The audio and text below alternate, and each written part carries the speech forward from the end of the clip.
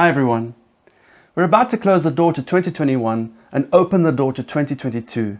And as we do so, we need to recognize that there are many doors in our lives that we have opened or shut this year that have had an influence on our spiritual growth. Let's take a look at some of these doors.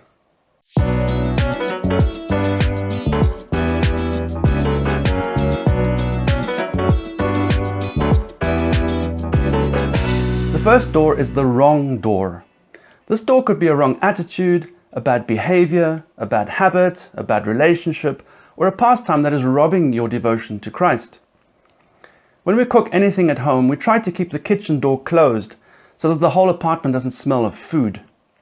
Often when we forget to close the door, we don't realize how the smell has spread not only into the house, but also into our jackets that were hanging in the hallway. So when I go to work and leave my jacket in my locker and get it out again after work, I suddenly realize how smelly my jacket really is. The same applies to opening the wrong door and leaving it open. You might not be able to smell it, but because that door was opened and left open, that smell is affecting every area of your life. The second door is the right door, but the wrong place.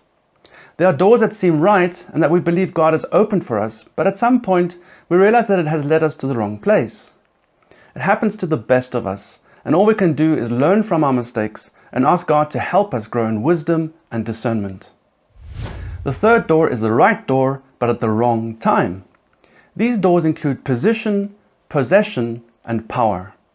God wants to entrust us with responsibility and wants us to learn to steward His resources and power, but first He entrusts us with little, and in time He will entrust us with more. Sometimes we try to open these doors only to discover that things are not working out as expected, but instead of getting frustrated and thinking you've opened the wrong door, recognize that it is the right door, but it needs to be opened in God's time. As we look at the doors in our lives, we must realize that there are some doors we can open and shut, but that there are other doors that only Jesus can open and shut. In Revelation chapter 3, in the same chapter, John describes both kinds of doors. It's really encouraging to identify the doors in one's life that Jesus has opened that no one can shut, and doors that He has shut that no one can open.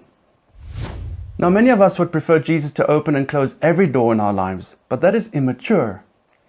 When my children were little, I had to help them make right decisions and open the right doors for them. But as they grew older, I expected them to make their own decisions and open the right doors themselves. The truth is that God entrusts us with the responsibility to choose because He wants us to learn to reflect His nature and wisdom.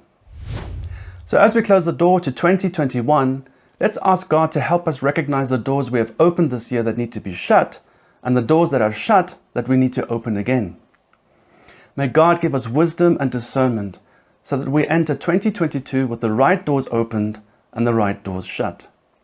God bless you.